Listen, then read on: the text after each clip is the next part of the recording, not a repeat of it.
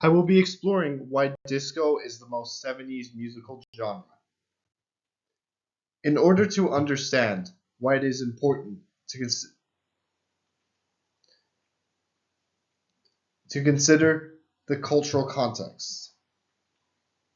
Having emerged from the 1960s, after the Civil Rights Movement, the assassination of civil rights leaders such as Martin Luther King Jr., President John F. Kennedy, disco itself was heavily influenced by black and Latino music, as its lineage can be traced back through rock, blues, jazz, and spirituals.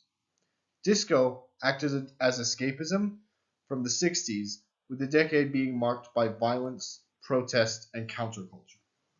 Disco also became a music platform for gay rights. It reflected the voice of the youth in America, and highlighting the generational gap, and it allowed for breaking down of previous social barriers, which allowed it to appeal to a blue collar audience.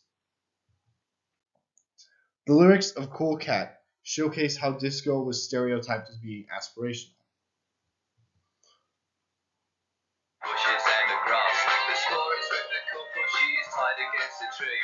She doesn't mind the language, it's the beating she don't need. She lets loose all the horses when the corporal is asleep. And he wakes to find the fires, then an arrow's in his axe. And Davy Crockett rides around and says it's cool for cats, it's cool for cats.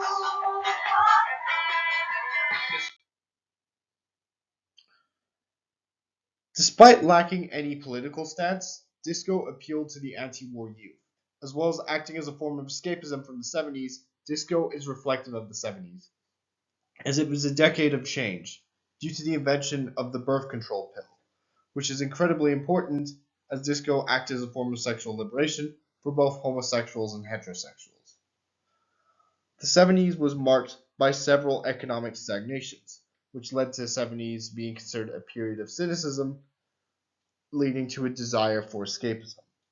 Disco fashion, with its open collars and accentuated hairstyles, also being indicative of the 1970s.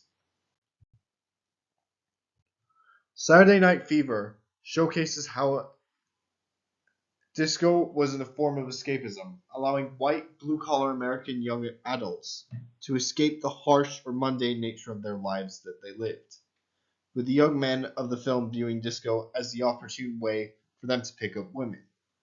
The film contrasts the upbeat soundtrack and positive nature of disco with attempts to portray grit and urban environments, even having a significant character getting beaten up, which results in his friends getting into a fight whilst another accidentally dies in a drunken accident by falling off a bridge.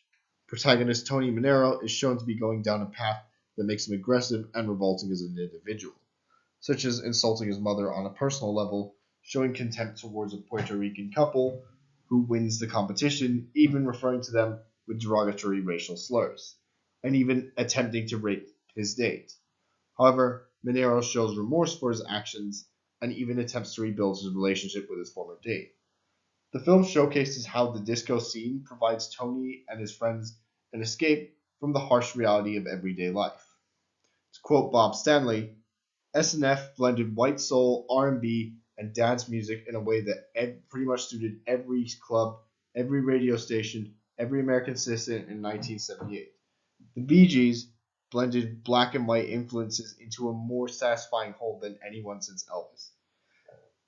They were redefining pop culture in 1978.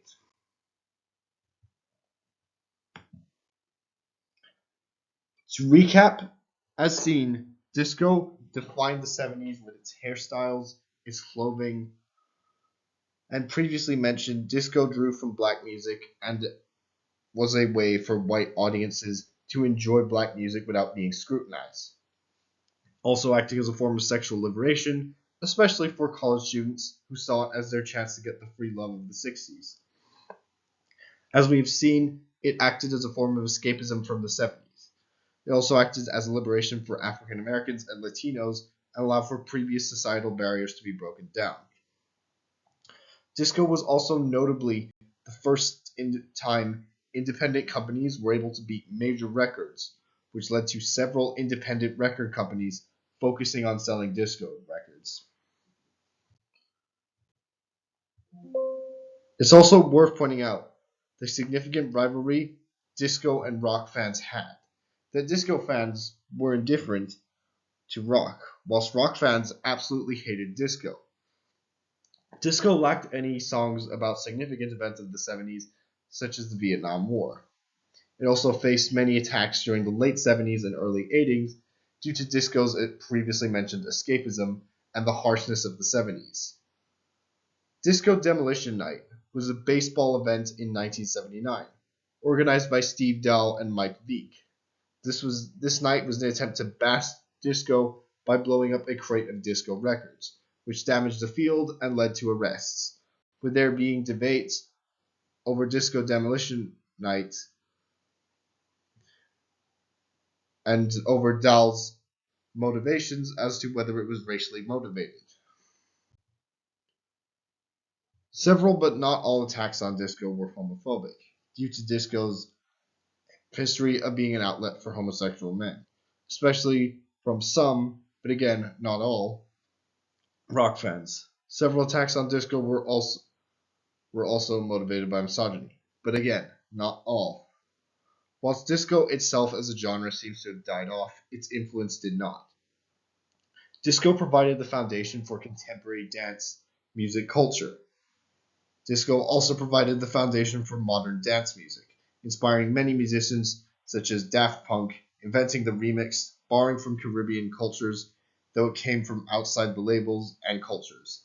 It encouraged the use of music and production techniques and equipment that is still in use today, such as sound systems, loudspeakers, lighting, and mixers. Here is my bibliography.